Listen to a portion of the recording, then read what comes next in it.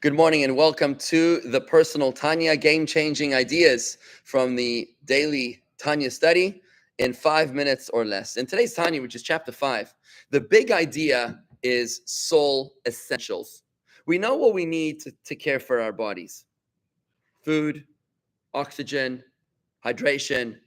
But what do we need to give for our souls in order for us to be happy, in order for us to be fulfilled, in order for us to be properly nourished? In the Tanya, we're up to chapter 5. We've been learning about our souls. Now it's time to nourish our souls. And that's what we're going to be learning today, about what is food for the soul and what is the clothing for the soul that dresses it. The general idea here is that, contrary to popular misconception, where heaven is a reward for life on this earth, today's Tanya teaches us that heaven is not a reward. It's not about reward and punishments as much as it is about cause and effect, because we're going to learn today that each mitzvah, the word mitzvah in the Torah, in the Kabbalah, is called tikkunin, which means a garment. Every mitzvah is a piece of clothing that allows us to endure the light of heaven. So think of each mitzvah like a thread. And the more mitzvahs you have, the more clothing, the more coverage, the more protection you have. And if you don't have enough material, then you're simply being exposed to the dangerous rays of the sun, and you'll get sunburn. The 613 commandments are the 613 garments of the soul. The soul has 613 parts. And the 613 mitzvahs are the 613 garments of the soul. So that when we have the full gamut of the 613 mitzvahs, we now have the 613 garments that allow us to rise up in heaven to the highest levels.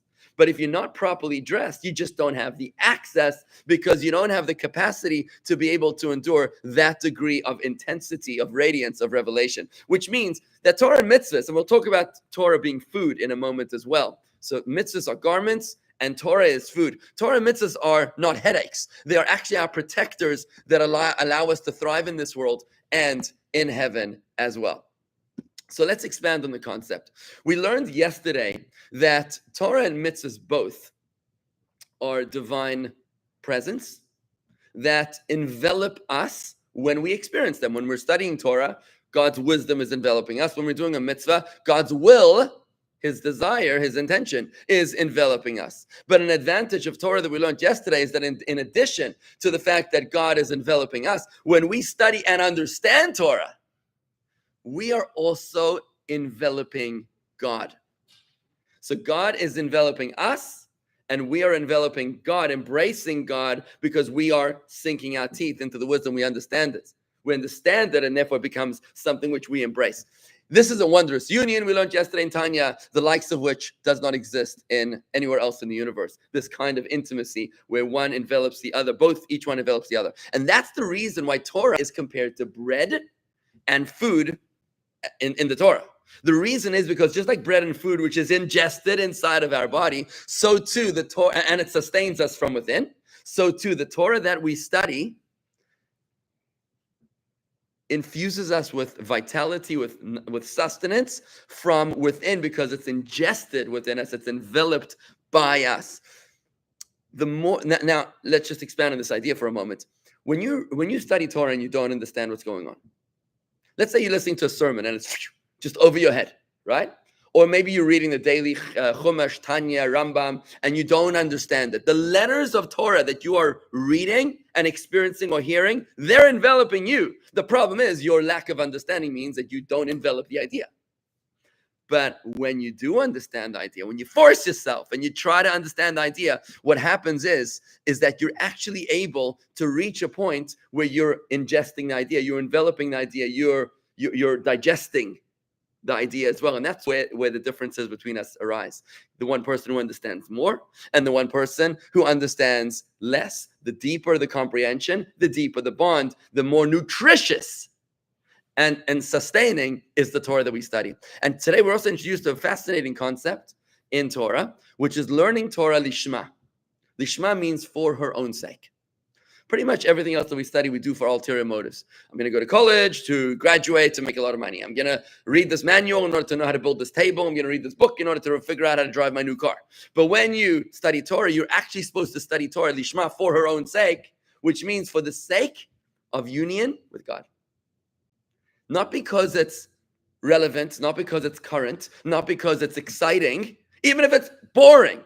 You're supposed to study the Torah because the purpose of the study of Torah is the study, is the ingestion, is food for the soul, is the ability to be able to ingest an idea, which is God's wisdom, and God and his wisdom are one, and thus sustain your soul. It's a fascinating concept, which is, when people get up and they say, oh, Rabbi, that's not relevant to me. Stop it already.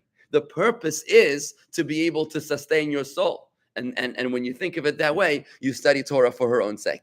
On the flip side, so whilst Torah is called food, the mitzvahs are called clothing because the mitzvahs envelop us, right? The light envelops us, as I just mentioned. Now, the Zohar tells us, as I mentioned before, about the 613 mitzvahs are the 613 garments of the soul.